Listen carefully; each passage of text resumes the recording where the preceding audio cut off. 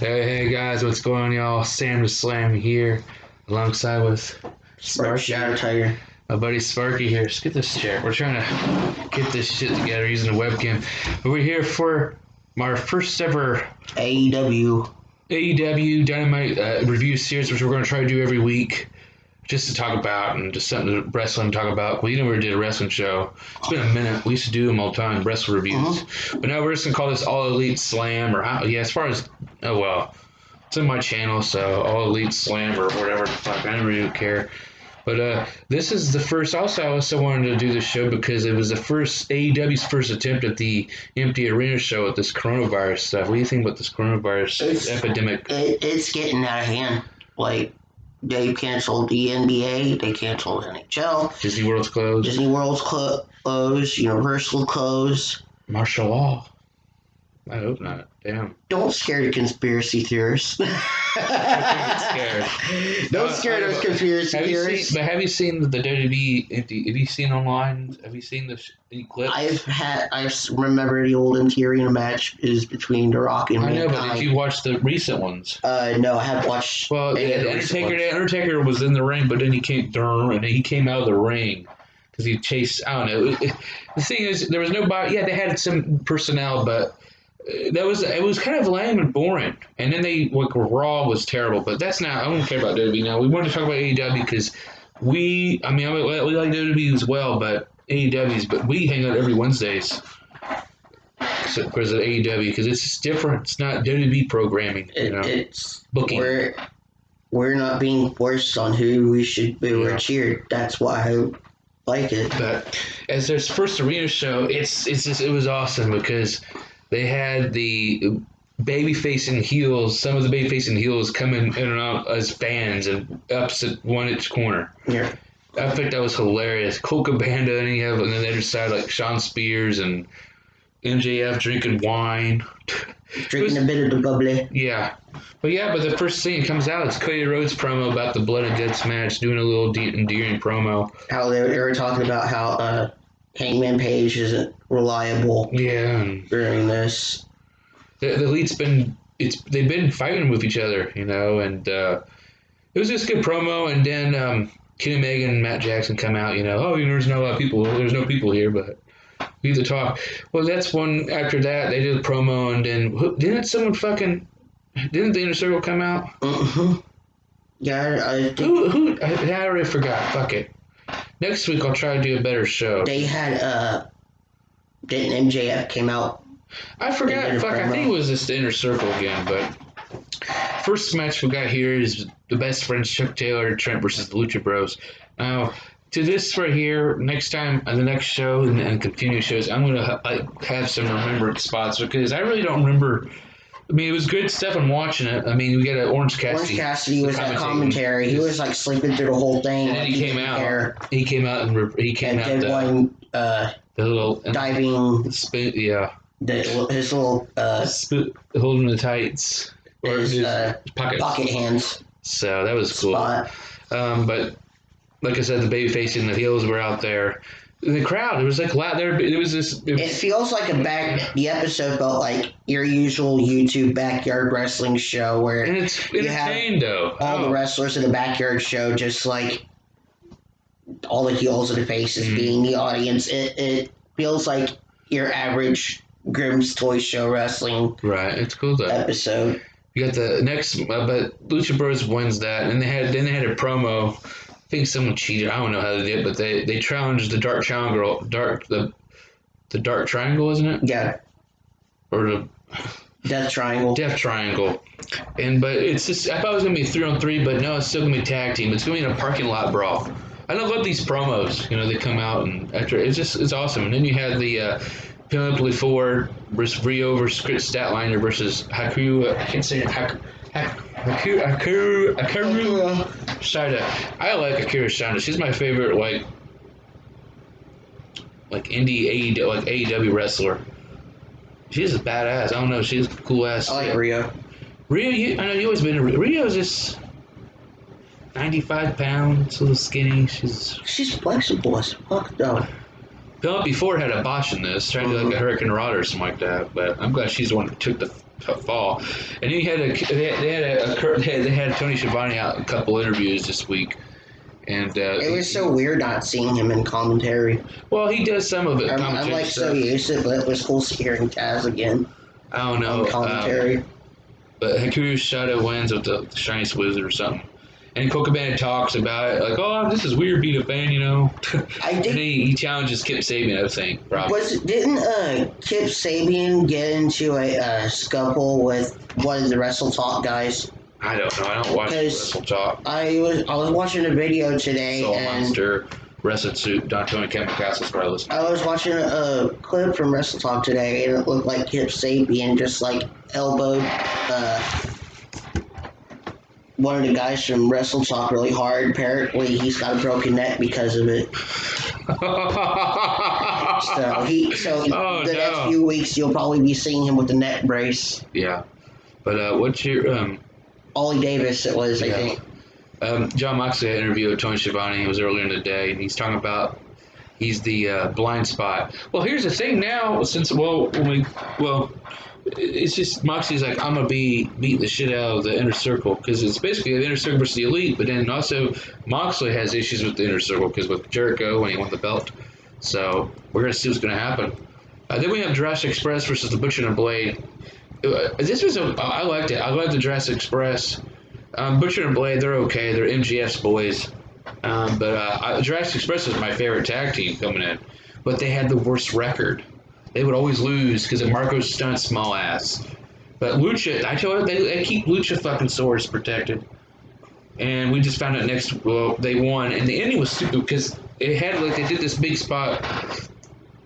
And then he just runs out and just gets out of the ring and just kicks him. Mm-hmm. That was kind of shitty. And then fucking Luchasaurus, they should have just pinned him after that. It was that so Jurassic weird. Cutter. This is like the second week we have not seen Marco Stunt. Yeah. In wrestling, he's been out with an injury. I do believe, right? He was out last week. I think. Wasn't he? I don't know. I haven't been paying. I haven't been paying attention to history and shit. It was so weird watching their entrance without an arena because you got to see what was going on backstage before they hit the tunnel. Yeah. And you see Jungle Boy just bend his head back. Yeah. That was so weird. Yeah, he's flexible, there, but they won, but it was a crappy kind of cringeworthy finish. Then the Dark Order they came out, appears, and then they tried to talk about not Luke Harper, but I was trying to talk. You just spoiled it. Sorry. Damn. He's always awkward on camera. He does this all the time. But fucking no, they come out, oh, the Exalted One, and then Christopher Daniels says, oh, there's nobody, and then Brody Lee. Which we thought was Matt Hardy. Mm-hmm. I mean, what's your thoughts about that? I would have liked to see. I like him talking because I like the digs at Vince. Oh, Christopher Anderson. You're not the first old man that. Out of touch, old man. Yeah. Never could believe in me. Well, he can talk, and I think I like seeing this. I love all the fucking factions in AEW. People, somewhat. It feels like old school Nitro in WCW. It's great. I bet they're gonna get a ton. NXT is going to be shitted on. That's just my guess. And the ratings, because I heard it was just a history show. Or maybe it wasn't. I don't know. I was going to look at the stream online, but oh well. But yeah, Jurassic Dark Order comes, and then Brody Lee came and did his lariat, and they reigned supreme, and they become the fucking Nation of Domination. The Nation of Domination. Yeah. But they had Tony Schiavone was out again with Lance Archer and Jake Roberts, and they had a video, a promo package for Lance Archer, and he's just having this gauntlet in the backyard, like he's in the carny, he's a carny or something. I don't know. Lance Archer, he's okay. I've seen him on. He used to wrestle for TNA, and then he had a fucking failed run in WWE. I think he was in WWE ECW. Yeah. But he's okay. Jake Roberts as a man, yes. Him on TV, I don't care. Old man or not. I love. Jake the Snake was my favorite wrestler when I was little, and I don't care. He's a good talker, and he has a good speak. There's a part of me that wants to see one more match in Jake, and I just. I don't know. I don't know. But that's how it was, and they're gonna go. So basically, they want fucking Cody Rhodes' attention. and they're not getting it supposedly though. But it's gonna happen. The blood and guts match. I can just predict it. He's gonna cut. They're gonna have so many people in that fucking shit fucking up.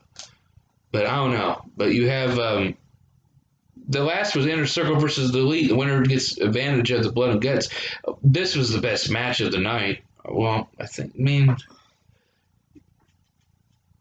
just everything about it, I think, because it was great. There was like a bit of miscommunication going on with the Elite, but Inner Circle. Yeah. They're always, we're cool. Like Jericho said at the end. We're cooler.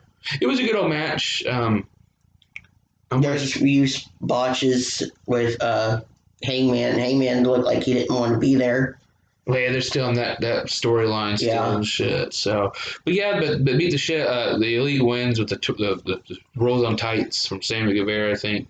No, not Sammy Guevara, but fucking Ortiz or somebody. I don't know. But then they had this talk. Jericho's just talking. I love that because I thought he was just gonna burn everybody. You know? And then they had this fucking drone coming in. And I was like, oh shit, it's Matt Hardy. And Matt Hardy. Broken Matt Hardy is in. The Blood and Guts match. And it's like, well shit, that's what I thought that they were going to make Moxley. But they probably made like these things. Oh, it was maybe Moxley will come in this. It's going to be a whole lot of fucking war. And I can't, this coronavirus and all this shit going on. I mean, we're just going to keep Coronavirus is the biggest kill in the world right now. We're just going to keep going until we croak. I mean, that's all he has to do. That's all the virus is in the air, maybe. It's just like us Americans, I mean, they think that, sorry, it's not wrestling related, but I mean, right now, I'm going for this shit. It's just, I don't get to hang out with this guy once a week. I know we go play in the game sometime, but I mean, I always like talking about wrestling and do all that stuff. Mm-hmm. It's the only thing we got. And now we're, in this time, self-quarantining in a way, we're used to it. Because the fucking... We're introverts. I'm both, kind of, but I'm more introverted. But I mean, like, I don't like staying at home. But yeah, but the wrestling it's always been a great distraction, and wrestling's been there for me since I've been watching since I was 3 months old. That's what my parents telling me. I was a little baby watching it. But I love it though. But this is a cool show. Wrestling on accident through an HBO pay-per-view on ECW. But this right here is right here, the All Elite. Like I said, ever since it's been out since last October, it's just been a great time. Just watching it, we get 2 good hours, and sometimes it just feels like, damn, it's only been an hour and a half, and like that Iron Man match between the Bastard Pack and Kenny Omega didn't last. It was 30 minutes. But it's great. So we're gonna try to do this every Wednesday. We're gonna try to do this this review analysis show and just talk about the stuff. I'm sure I'm gonna try to keep notes into certain spots and stuff. I worry about Blood and Guts pay-per-view if it's gonna be open arena as well, because I worry about that War Games match because I worry how they're gonna pull that off. Well, because they had one. It started with NWA, and then they had the Elimination Chamber. Where WWE adopted it, kind of, and then you have MLW had a War Games match, and now that was a pretty good match. 40 minutes long. And AEW's now it's their turn. I think it's gonna be good. And like I said, like all the people like Moxley, and then maybe Lance Archer, and the Dark Order. You don't know. This can be hectic. I don't know what's gonna happen. But it's just, I love this Fed. It's just great. I still want to get me an AEW hat and AEW shirt. I mean, but it's great. But we're going to try to do this every Wednesday. But if he can't make it on a Wednesday, but he never does. He's got good punctuality. But this fucking restriction shit, then it's just going to be me doing this shit. But we're going to keep doing this. I like talking about wrestling, and we're going to try to do it every Wednesday. Because I always want to do a review show, but every time it happens, I always fucking forget. And also, this is going to go on my NWO Facebook page, so I'm going to share that too, so this goes on that page. But this is the first episode of All Elite Slam, and we'll see you for the next episode of Dynamite. Peace.